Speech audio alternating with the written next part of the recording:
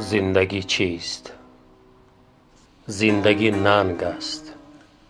زندگی ناموس، زندگی در روبروی ظلم ایستادن، زندگی با ظالمان جنگ است،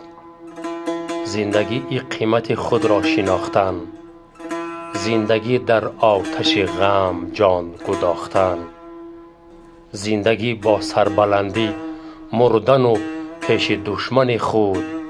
نباختن، زندگی ملت بودن است، زندگی آزاد از هر خواری و ذلت بودن است، زندگی در میهن خویش بودن و صاحب دولت بودن است، زندگی این بحر یک نادان با 100 زبان گفتن سخن است، زندگی این بحر 100 دانا با یک زبان و از یک حرف